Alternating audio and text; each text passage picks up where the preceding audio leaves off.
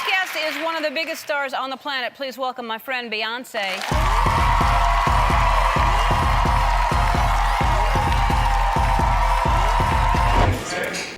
Beyoncé for sure. I love her. I love Beyoncé. Jay-Z too, I really admire the both of them. She stands above it all, the flawless figure in sequins, the woman who redefined the surprise album, rewrote the touring model, and became the gold standard for artistry itself.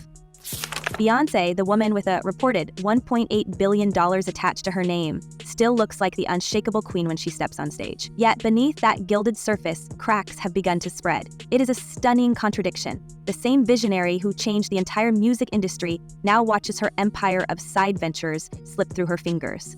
The numbers don't lie. Where her records soar, her businesses stumble. Ivy Park, once touted as the future of fashion athleisure, limped out of its Adidas partnership with sales dropping from $93 million in 2021 to just $40 million in 2022 before collapsing entirely.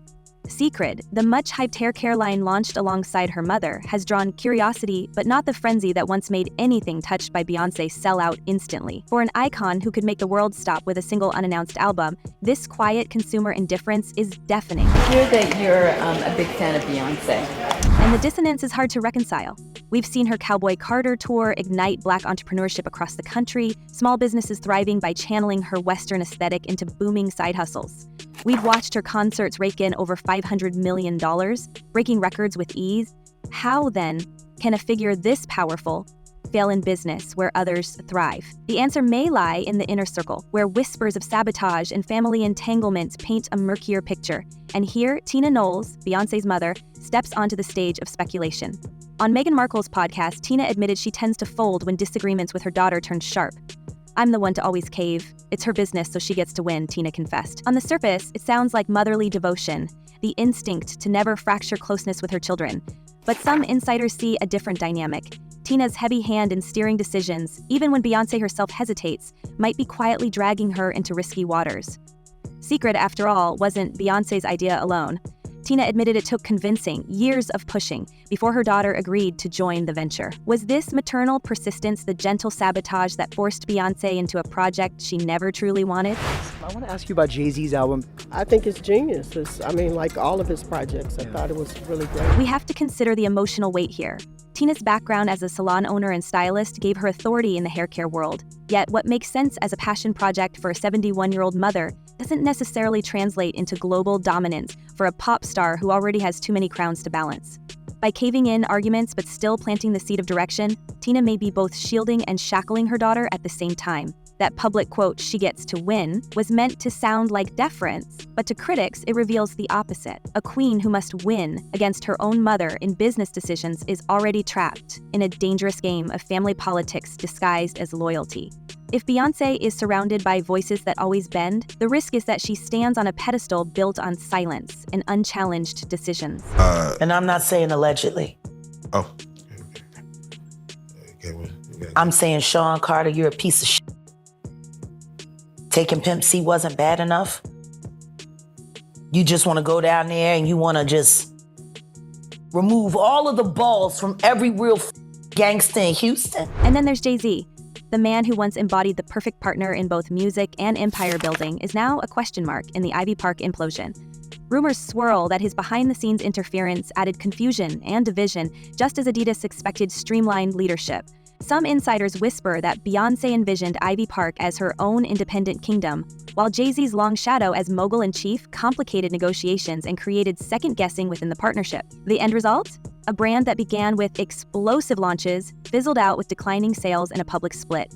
Was this simply business fatigue in a crowded marketplace? Or did Jay's presence, with all his other alliances and priorities, make Ivy Park a ship without a single captain? We can't forget that Jay-Z himself is fighting his own storms of scandal, dragged into the ongoing Diddy legal firestorms and hounded by resurfaced rumors about past entanglements. In that climate, it's not difficult to imagine his focus diverted, his guidance less a helping hand than a distraction weighing Beyoncé down. Weirdo. I don't give no what you got in your head, that neural link. You'll never outthink me. Ever. For an artist who built her reputation on control, on refusing to give the industry the usual predictable rollouts, on surprising the world with carefully executed drops, The idea that her business struggles stem from a loss of control is almost too poetic. Family loyalty pulling her one way, a husband's meddling another, and the world expecting her to be untouchable in every arena. We sense the sting of betrayal in the air, though no one says it out loud. The empire that seemed bulletproof suddenly looks fragile. The Beyhive may still scream her name at stadiums, but in the marketplace, fans have hesitated to buy her lotions, leggings, and perfumes. The problem, some suggest, is that Beyoncé has remained too private, too aloof. She gives us music that speaks to pain, power, and revolution, but in the world of consumer products where audiences expect relatability and oversharing, her mystique might be her undoing. And that's where the question sharpens. Could the very qualities that made Beyoncé a musical goddess, the mystery, the control, the refusal to overshare, be the flaws that doom her brand empire? Ivy Park's fall was shocking enough, but Secret's uncertain footing shows a troubling pattern. The woman who rewrote the rules of music might be unable to rewrite the rules of business. And if her brands continue to fail, what does that do to the untouchable image she has cultivated for decades? Is it possible that Beyoncé's silence, her insistence on staying behind the velvet rope, is leaving her disconnected from the fans who once would have bought anything she touched? These are the whispers growing louder, the stakes rising higher, as the cracks in her empire spread. How do you know I'm not a gangster? Or used to be a gangster? I've been in the music industry for 30 years. Yeah, I mean, the industry is filled with gangsters. The silence of the marketplace has become the loudest betrayal. The Beyhive, once known for crashing streaming platforms and making hashtags trend worldwide, did not turn Secret into the juggernaut it was supposed to be. They adored the Renaissance tour, they dressed the part for Cowboy Carter, they even built side businesses off her imagery. But when it came time to put dollars into her entrepreneurial products, the same passion was nowhere to be found. It's an uncomfortable truth. Beyoncé's followers seem ready to buy tickets and merchandise tied directly to her music, but they hesitate when she asks them to enter her world of athleisure or hair care. In an era when Rihanna transformed Fenty into a billion-dollar cultural force precisely because fans felt personally included, Beyoncé's mystique has left her brand standing on thinner ice. I do. Yeah. When I get home, I'm like completely lazy. I don't want to clean. I don't want to do anything but try to recover. It's my job to give 100%, and I feel like, you know, I've been allowed to do what I love for so long. I love my job, so the least I can do is give my all. You know, you do the same. What does it mean when the most loyal fan army in music won't rally behind her outside of concerts? We've seen time and again how the Beyhive can move mountains, whether defending her from critics or ensuring record-breaking sales. Yet, Ivy Park ended with clearance racks full of unsold stock, and Secret, despite polished packaging, has not yet created the same cultural earthquake. Could it be that Beyoncé's insistence on privacy has built an unbridgeable wall between her and the consumers she needs to woo? We must ask, how do you sell intimacy when your entire brand thrives on distance? I know so much on how you got where you are, how you stepped on many people.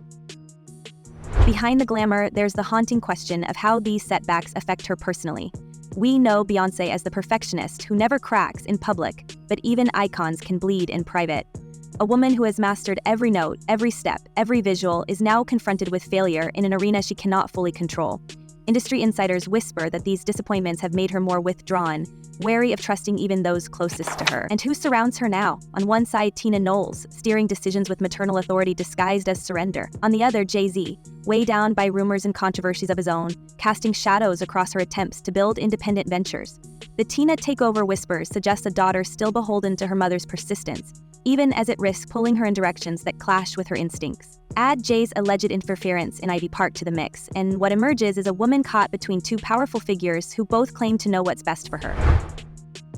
After they are done with Diddy, Jay-Z is up next to be exposed, right? This leaves us to picture Beyoncé's inner world. Does she sit in quiet moments wondering how the same woman who forced the music industry to shift release dates could stumble in an arena that should have been easier? Does the weight of constant expectation, never to falter, never to fail, make these losses feel heavier than any chart snub? A former associate suggested that she has grown increasingly isolated, confiding less and less even with trusted collaborators. And perhaps this isolation is why her brands lack that spark of authenticity fans crave. Rihanna posts her products directly to bathroom mirrors. Kylie Jenner floods social media with casual, personal endorsements. Beyoncé, meanwhile, remains the untouchable deity, brilliant on stage but too far away to make shampoo feel like a shared experience. The cracks we see in the empire are not only financial. They are psychological, relational, and symbolic. The dynasty that once seemed like a partnership of equals now looks strained. Jay-Z, facing lawsuits and whispers about his past, may no longer provide the stability he once did. Tina's protective instincts, while well-intentioned, may be smothering.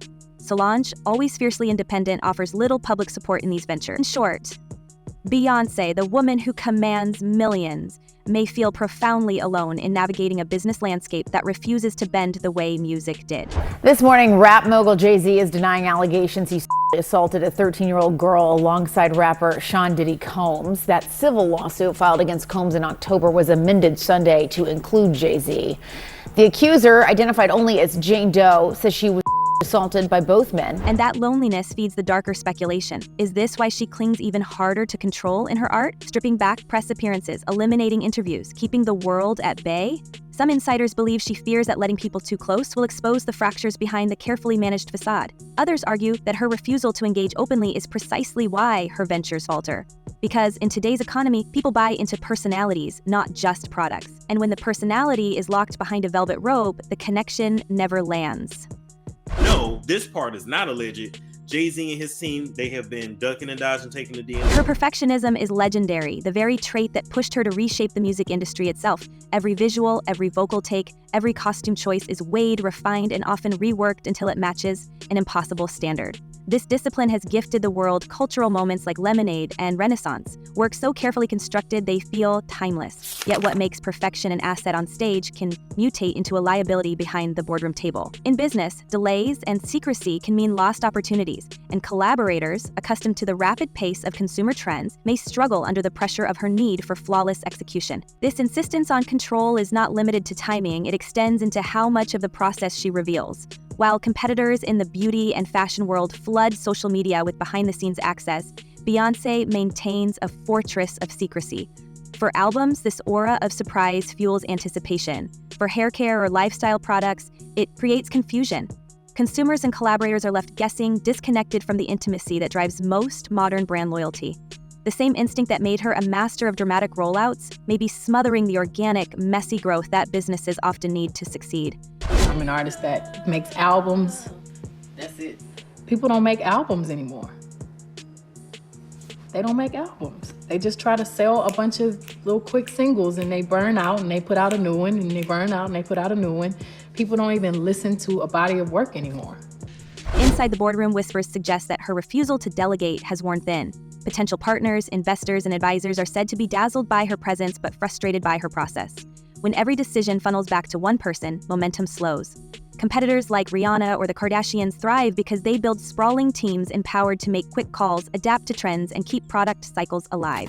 Beyoncé, by contrast, reportedly demands a level of oversight that makes even minor initiatives crawl forward, leaving her empire trailing behind a market that refuses to wait. It is tragic in its symmetry. The same qualities that shielded her art from compromise may now prevent her from building an empire that can stand without her constant touch. We can imagine the frustration of collaborators who come expecting freedom only to find themselves locked into a process where spontaneity is treated as a flaw rather than a spark. The result is ventures that look polished but lack the living, breathing energy that turns brands into movement. In a space where authenticity sells, too much polish can feel cold. There was no internet, people taking pictures of you and putting your personal life or exploiting your personal life as entertainment. I think people are so brainwashed. You get up in the morning, you click on the computer, you see all these pictures, and it's all you think of is the picture and the image that you see all day, every day. Even fans who idolize her for her flawless execution may find themselves craving imperfection in these spaces. They want a glimpse of the human behind the crown, but Beyoncé's perfectionist armor allows no cracks. This leaves her brands pristine but distant, unable to capture the chaos of everyday life that makes lifestyle products relatable. When the audience feels excluded from the process, the products themselves become symbols of that distance, immaculate objects rather than shared experiences. And so the paradox emerges. Perfection made her untouchable in music, but may be strangling her in business. It is the sharp edge of her crown, the part of her identity she cannot abandon without betraying herself, yet cannot sustain without risk of suffocation. The deeper tragedy is that her perfectionism is not a flaw to be corrected, but the very core of her brilliance, meaning that the same instinct that built her empire may also ensure its slow unraveling. And very, very honored that I got the response and the open heart, and people welcomed the album. the love I got from the country community tonight really made me feel so seen, and I'm very grateful. So we face the looming question: what happens if the queen of reinvention cannot reinvent herself in business? Is this the slow erosion of her larger-than-life aura, the beginning of a shift from untouchable to vulnerable? Or is it simply a stumble before a future comeback, the kind of setback that fuels legends? We cannot ignore the signs: declining sales, waning fan enthusiasm, whispers of family sabotage. The story of Beyoncé has always been about mastery, dominance, control. But what if the next chapter is about cracks, chaos, and the risk of collapse? The cracks in Beyoncé's empire are growing wider, and the question now is not whether she can fix it, but whether she even wants to. Could we be witnessing the first true unraveling of Queen Bey's reign, or will she rise again and silence every critic in the most spectacular way? Tell us in the comments, is her crown slipping, or are we about to see her greatest transformation yet? Until next time, stay sharp, stay curious, and remember, nothing in the world of fame is ever as flawless as it seems.